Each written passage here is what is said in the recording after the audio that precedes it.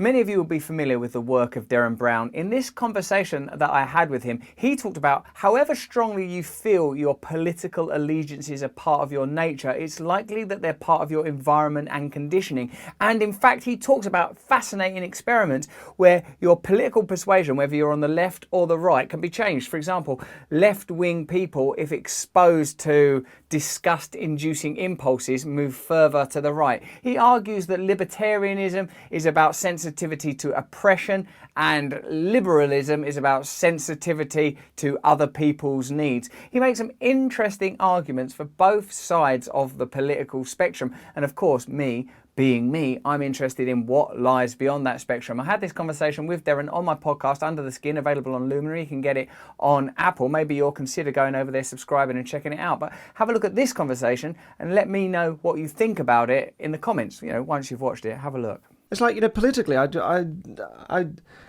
guess I'm kind of bit liberal and a bit lefty, but all I can see is, well, that's part of the story. You're left wing or this thing of like the right wing protects the group. I mean, they seem to me to be a bit like the baddies in some ways at the moment, but the right wing urge is to protect the group, and that's really important because sometimes we are groupish creatures, and you protect the group. But that can happen at the expense of weaker individuals. So then you've got the liberal urge, which is to protect those weaker individuals, which is really important, but that can happen at the expense of overall stability sometimes. Ooh. So both sides are like, part of the story. And if you take the nasty individuals out of it, or people that you don't like, the key thing where you find truth and humanity is in the dialogue between the sides, right? Not just in one side or the other. Yes. So how do you begin to ally yourself to any strong political motivations? I just don't. Yeah. I just never settle down on any kind of opinion or whatever that is, motivation with enough force to do anything about it, because I'm quite happy just to go, it's complex and difficult. There's no easy answers, and if there are, I certainly don't have them. You might be a bit enlightened in a very sort of unassuming way, because I've noticed a lot of people that are vibrating on a higher frequency, they tend not to get too worked up about sort of the mechanics of the materialistic world. Like sometimes I feel like you see some glorious guru swathed in saffron like hanging out with Bill Clinton or whatever, and I might think, well, can't use but look at the things that have happened and the complex and I sense that like when I think about that, the spectrum of current, say, British political life, or to a degree American political life, the two sort of worlds I know, a bit about, not much, I would have to say.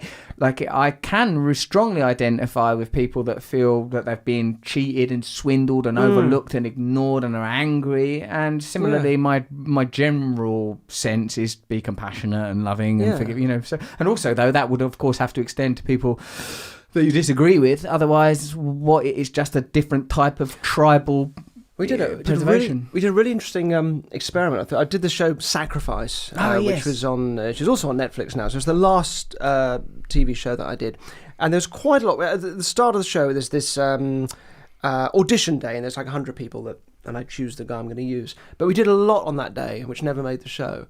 And one of the things we did was so that the room is actually divided between people who identify strongly left-wing and strongly right-wing. So we did some things. Could you get people to change their opinions, and what would it take? Based on the idea that one of the reasons why the Conservatives, or at least right-wingers, tend to have Republicans, so tend to have an electoral advantage, is that they hit a lot of moral trigger points for us. And there's a great book called The Righteous Mind by Jonathan Haidt that goes into this.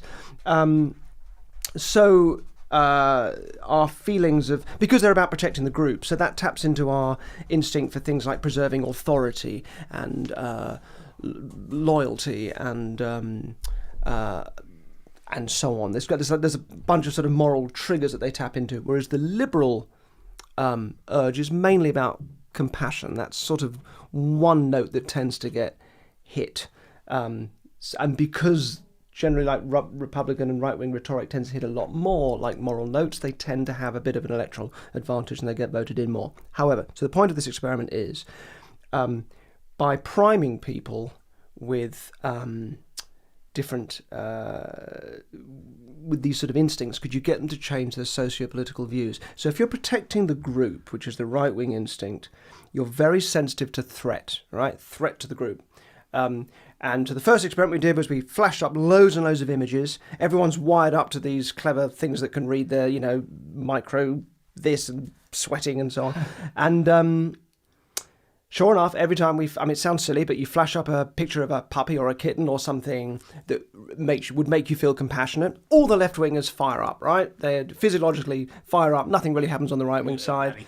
When it's pictures of witches and ghosts and monsters and aliens, all the right-wingers, because it's stealing our jobs. It's threat, right? So that was interesting, and it sort of was exactly what the research said would happen. So then we did this experiment, which is also part of written up in Jonathan Haidt's book, which is where the idea came from. So if you take your right-wingers, if the basic idea is one of threat, that's kind of what they're predisposed to feel, right? They're more prone to feeling threat from outside. What if you made them feel invincible? So I just got them to imagine that they had a superpower that meant that they were impervious to harm. And just you got them to imagine it, or you hypnotised them? No hypnosis. Literally, just I'm reading a script. They close their eyes. All of you just imagine this, and now fill out the questionnaire. And the questionnaire is asking for their socio-political views. They've answered these same questions before, worded a bit differently, so it's not obvious they're repeated. Oh, cool! But we've got their answers from before, and now we look at their answers after that 5-minute priming exercise to feel imaginatively less threat, right? To feel invincible. And their answers are more left-wing.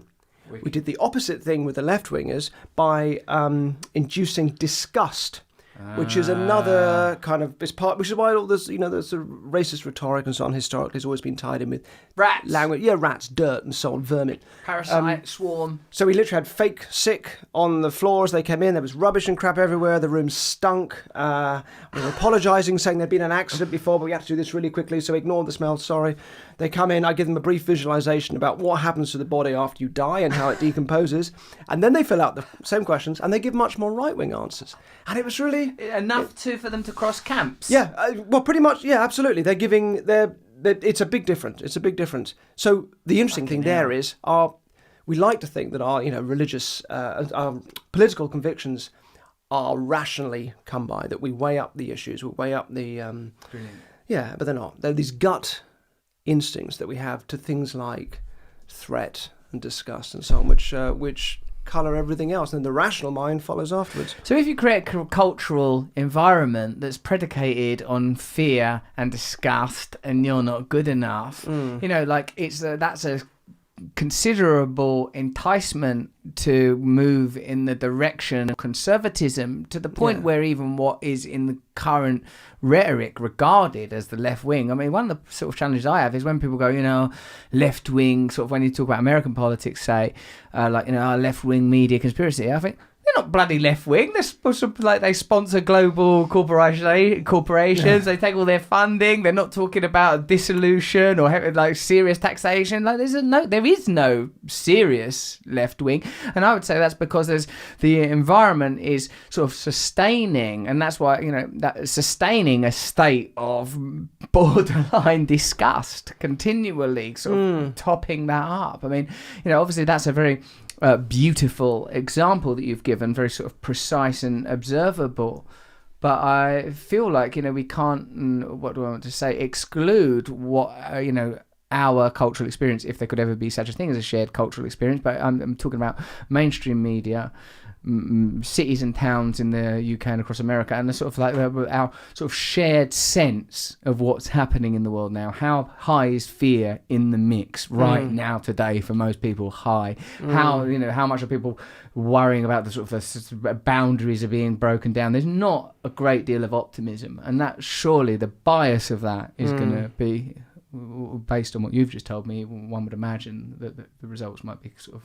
Yeah, well, that is one thing that when I look at both of those sides, although I sort of try and weigh them up and think, well, look, they're both valid, it's hard not to see, well, that side is about fear and threat, the other side is about compassion, and it's hard not to go, well, there's a kind of a nice, there's a nicer side there. I mean, but it does come down again. So it's such an important point. There's the dialogue between the two because they both keep each other in check. Thesis, antithesis, synthesis is the way I've had that described, and evidently you have as well. I suppose, like, you know, I feel like you're going to give them the options. Yeah, so can we not build our systems based on compassion and kindness? And the immediate fear that emerges is, but not everyone's going to do it. So who's going to guard the boundaries of our compassionate little enclaves? And men with guns comes the answer. Yeah, it's hard, and it's always what you see. There's the fear of the outsider, the fear of the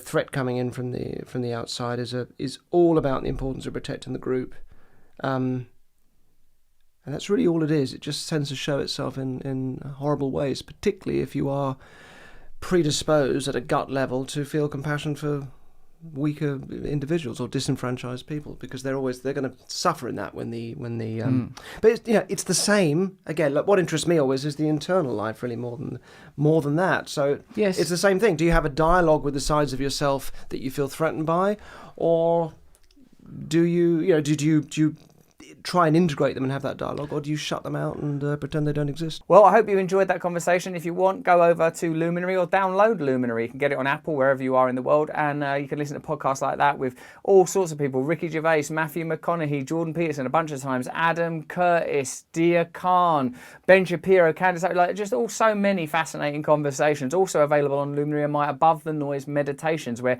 I guide you through a meditation each and every week. Let me know what you thought of this video in the comments below, and give it a like and subscribe, of course. If you want to watch more videos like this, have a look at this little guy. If you want something a bit more focused on well-being and spirituality, sign up for my side channel, Awakening with Russell Brand, and have a look at this video, see if it's the sort of thing you like. Sign up for my mailing list as well at russellbrand.com so I can remain in direct contact with you.